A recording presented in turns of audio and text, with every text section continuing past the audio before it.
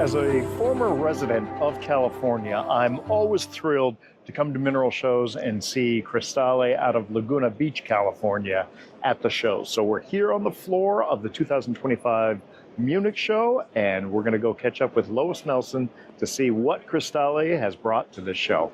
Come with us. Lois, good to see you. We both made it to Munich. To Munich again. How's it going for you? How's the show? It's great. It was such a calm setup. When you arrive, your crate's sitting in your booth, and you have, of course, the star of Tucson Store Fixtures here helping you do your cases. Yeah, no, I've been talking to Rob about that, and we got a lot of interesting things that are coming up, but he is invaluable. He's wonderful because we're two old people now. So. Not so old. But it helps to have friends, and totally. It's really nice. So it was a very easy trip as far as that goes, and setup and everything this year. Fantastic, fantastic. Well, you have same booth space. This is your traditional space. Yes. And one thing that I love is your main fish tank case you filled with agates. Fish tank, shark tank. It depends on who you talk to. Shark tank. But we brought a lovely array of agates. And these of course, great. Laguna agates. So desired, so hot right now. Yeah. You guys, I mean, for a few years, we were covering you guys bringing the agates. Exactly. Yes. And as work, we continue to buy agate collections because they're just wonderful. People use them for artwork. They'll take pictures of just the striations in them and put them on the wall. I've seen rugs with them, bedspreads, wall paintings. They're just pure art anymore. They are. They're fantastic. And no, I'm going to keep that light on because that really brings out the color and the contrast there.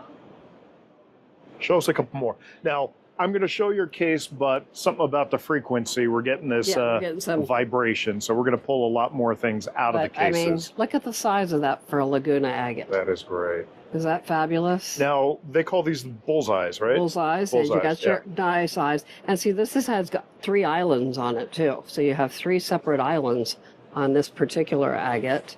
Okay, so how do you, would this be an island here? Yeah, because this stays separate. These lines stay separate from these lines here.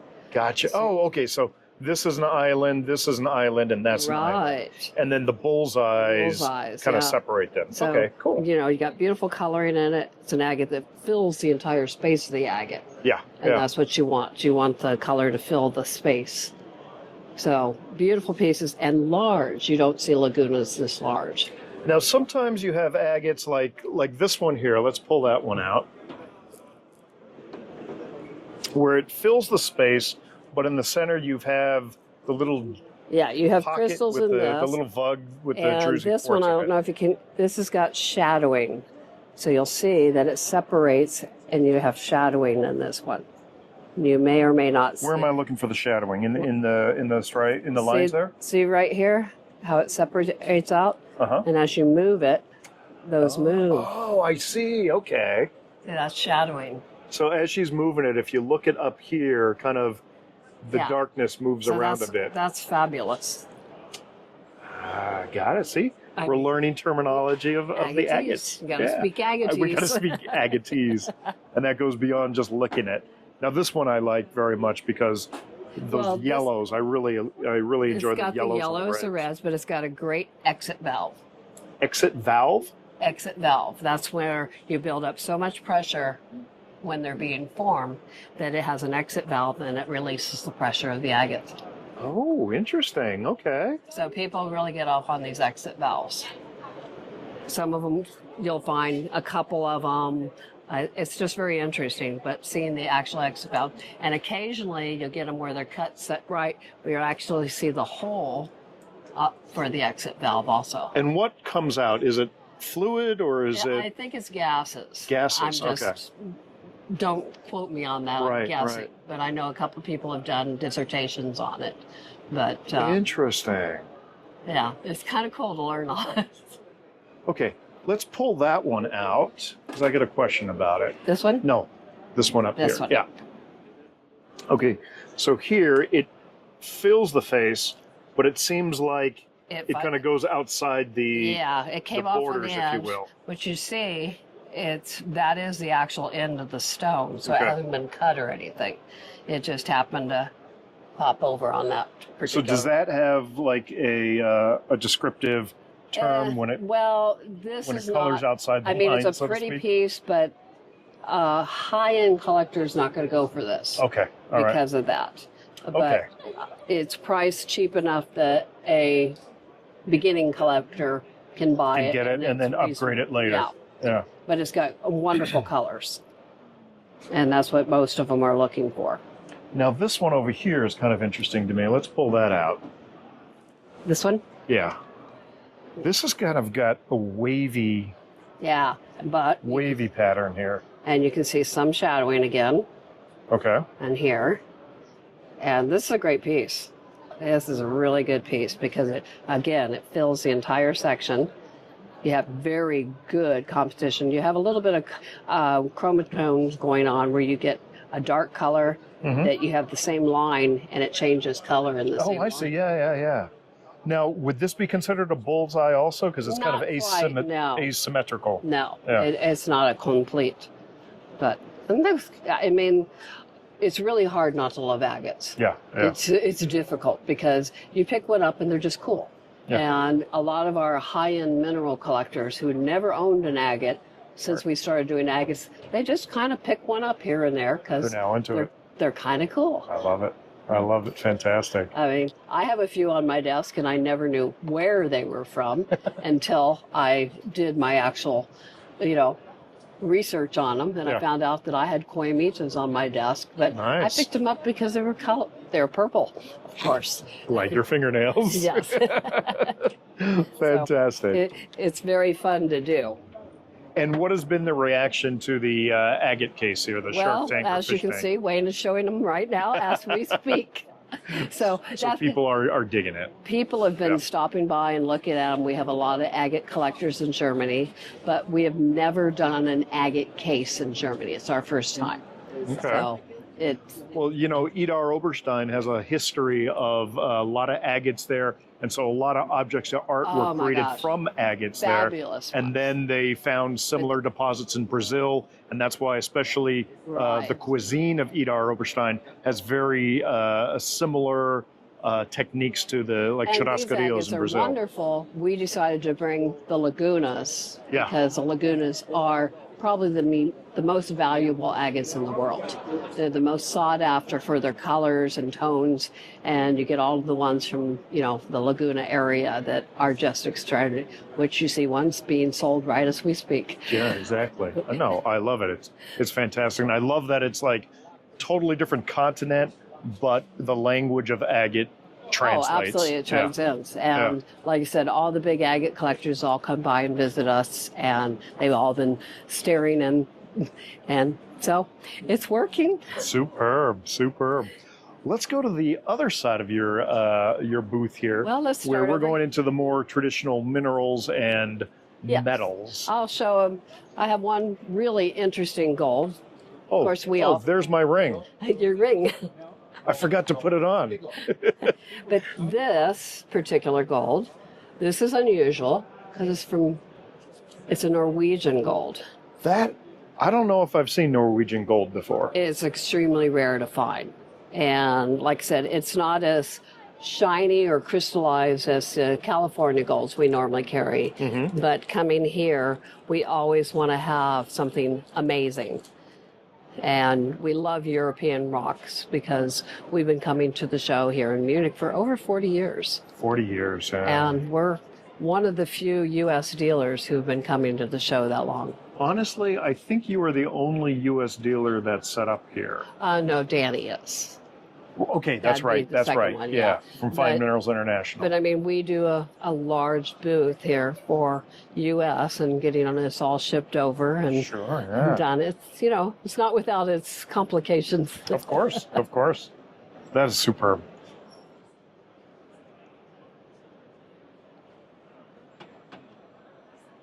And there's now this is interesting. Because when you look at these, you think Colorado. Holy cow. I just looked at the label. Ethiopia. Ethiopia. Isn't that cool? Tanzanite and smoky quartz from Ethiopia. And the color is actually really nice on Yeah, that. I mean, I can't say that I haven't looked at these and wondered if I could irradiate the quartzes to make them darker. Of course. I mean, the quartz, You know. it's not a Colorado smoky quartz. Exactly. But it's still, that's damn interesting. And I did some work on this to make the crystal more, shown in the piece. But isn't that cool? That's great. So that's kind of cool. That came out of a recent collection we got. And here's another one. But yeah, Ethiopia. That is super. Can you?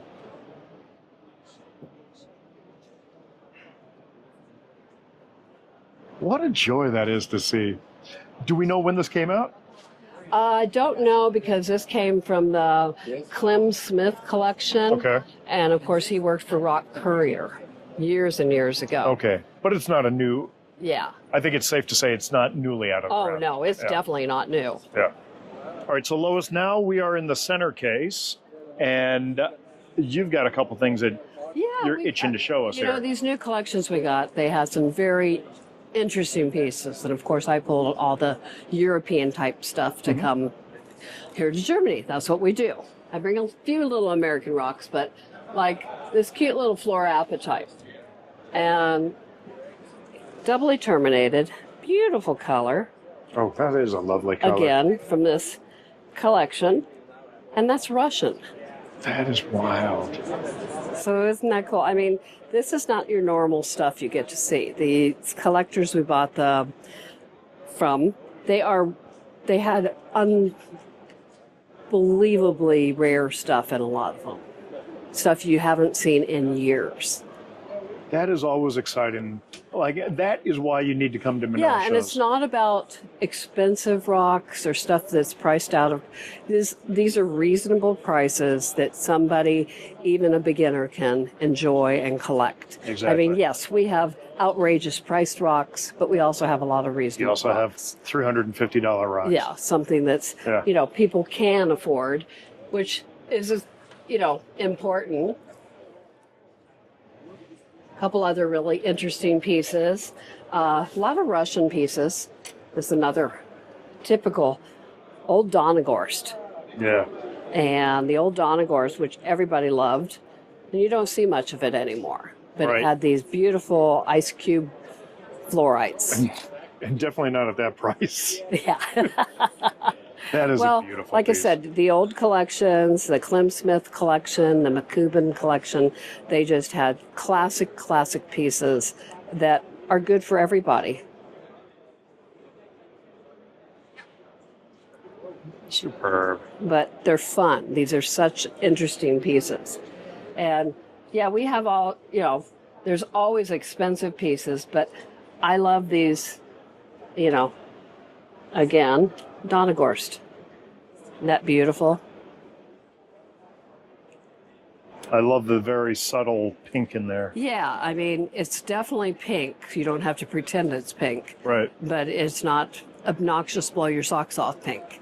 But it has that beautiful look and nice crystallization on it.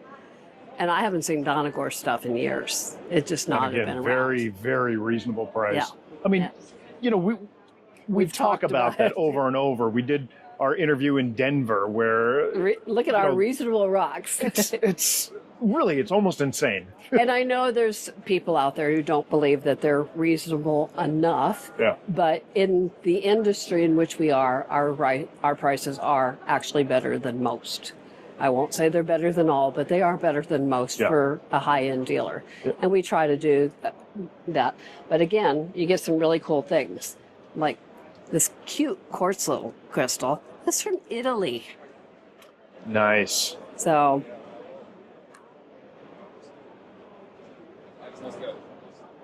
just sharp crystal. And I love how it's just sitting on the matrix. Yeah, like it just that. sits there so happy, but very sharp crystal. Superb.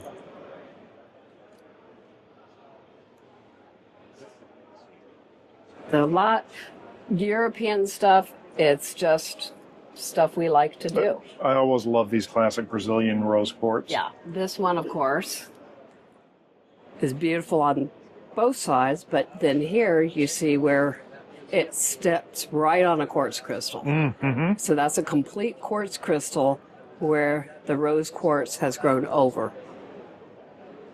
I love those. They're so pretty. Yeah. And I got some miniature versions of these too, which are very cute. But I love the European rocks. I mean, okay, this is Sri Lanka.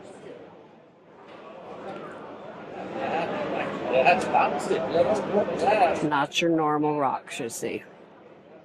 So all this stuff is just very interesting minerals that, yes, I call them rocks all the time, but Right.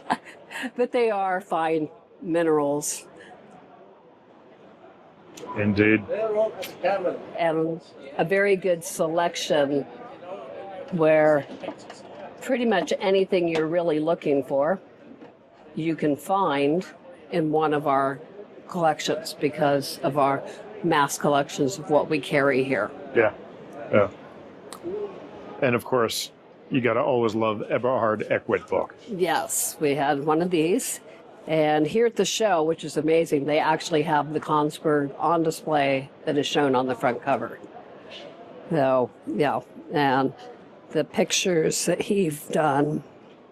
You know, and I spent time with Eberhard. We spent 2 weeks traveling throughout Germany together, and I got to be really good friends with him. He's an amazing man. He was so cutting edge, but one thing that overjoys me is all of the new young artists who are popping up now. Oh, it's amazing. And it's just, and actually, wow, it's he a stayed renaissance. with Wayne and Donna for a time. Yeah. And they have actual signed drawings that he did in their house with their cats in them. Yep. And, you know, so he personalized them in the sense that they were about his cat. Of course, he did beautiful pieces of Wayne's personal golds and silvers in here. And there's extraordinary. I mean, what a dream to have this done with Totally. really fine specimens. So that's a great thing. So that was an extra copy we brought here for someone who apparently doesn't have one, and we're hoping that they'll be able to find one. And as you see, the agate collection behind us has got lots of dealers again.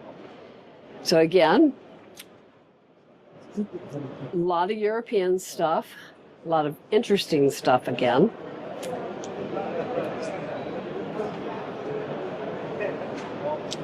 Wonderful. And I did, these two shelves here are basically all English. These are all English, yeah. And I apologize for the flickering, but I'm gonna do it anyway because you guys need to see what's on display here.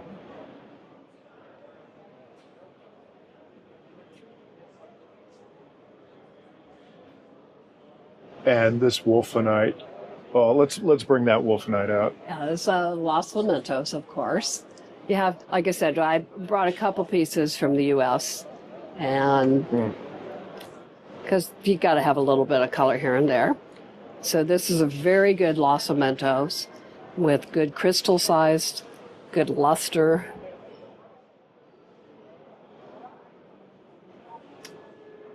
Yes, indeed, classic piece. Yeah, everybody thinks they look like little caramel candies. Mm-hmm. Indeed. All right. Nice little common piece here, which is great. Again, nice zircons. Big, get the label right side up. From Norway. Big zircon from Norway. So we have really concentrated on all European, on the European material minerals. here. Yeah. And it's fun when you do the Munich show, you do meet a lot of miners that are actually, I meet more miners here when I do the European shows than I do the U.S. shows. Right, And sure. most of these localities, they've all mined them. I sold a piece this morning where an empty stand where the guy brought out, was starting to mine an old silver mine from the 1600s. Jeez. So he's starting to get through there, and that was a piece from that. And he says, I mined this. I'm doing it right now. So you meet people like that all the time, and it's very cool.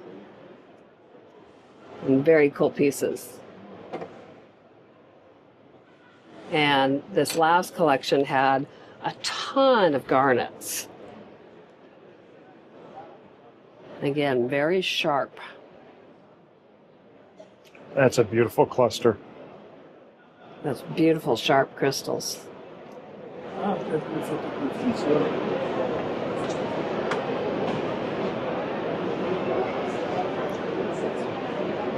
So there was a lot of the Maui garnets, and there'll be a lot of those in Tucson. Okay. Yeah, All right. a lot of cute little singles, a lot of different colors of them. Oh.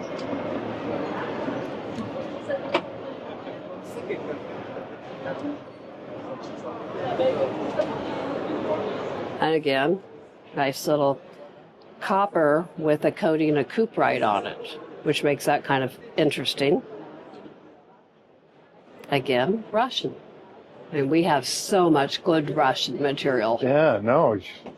I mean, we've seen a bunch of them already. Yes, and we haven't had good Russian in years, so this is really fun. And as you can see, this is a complete crystal. It's what they call a floater crystal because it has no attachment point showing. Mm-hmm. No, please. Superb piece. Oh, fun. Copper that just sold. Yeah. Copper that just sold Wayne Zane. Gone. It was here for a while, but it's gone. Yep. Good one. That's a beautiful copper. Because it got the right patina. Yeah. Yeah. Yeah, it's a cool piece. And of course, we have lots of little English stuff and, every little thing, nice little bornite crystals with incredible luster Those on are them. tight ornament. Those are really sweet. Nice luster on it.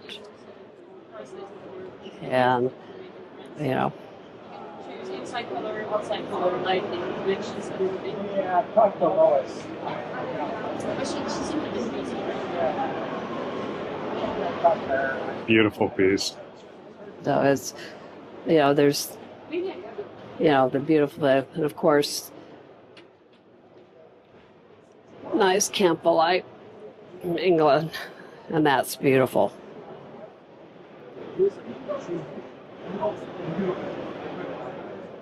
Nice size, a luster. So now, when you're going through inventory to bring out to Munich, what kind of focus do you have in mind? I tend to focus mostly on European localities. Okay. And I throw a few, like I have a couple sweet home pieces, and I have some Japanese rocks in here, of course. But I try to focus on the stuff that the Europeans tend to go for. Yeah, yeah. The new thing we did this year, again, we keep coming up with new things because we have to keep reinventing ourselves. But I decided, because of the last few interviews, as you well know, I've been doing lots of miniatures. Right. So I brought a miniature case to Europe for the Yeah. first time. And so our little miniature case over here, all European classics in the miniature case.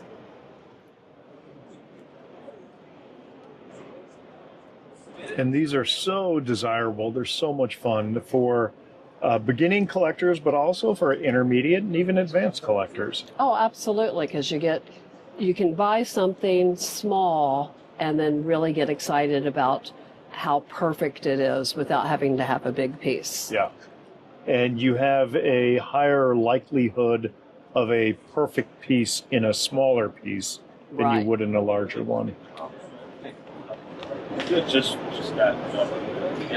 And we just brought a few thumbnails. We've never brought thumbnails, so I just brought a few, of course, European thumbnails, which again works because we have empty spots. Well, I remember I want to say 2014, 15. They had the connoisseur cases of thumbnails here, and That was they weren't sure if it was going to work. well because And they you think, had like a line like 4 to 5 people deep yeah. throughout the entire show just wanting to see these thumbnails. Well, it works because people assume collectors only buy a certain size. Right. So if you introduce something different, and maybe they've, a lot of the Chinese collectors are here, and they're flocking towards the smaller pieces. Well, and that's one thing that I was very surprised at this year at the Nanjing show in China, the number of thumbnail collectors that were in Nanjing. Absolutely. Totally surprised me. Yeah. And it was a very welcome surprise. It was a nice thing. I mean, to have this, and like I said, this is our first miniature case we've done in Germany, and it works. Yeah.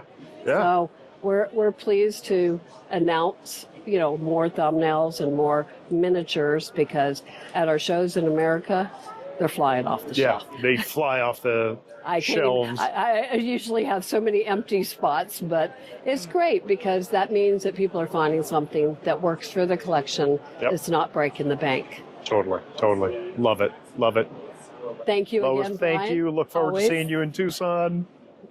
All right. Take care. Thank you. Everything is beautiful.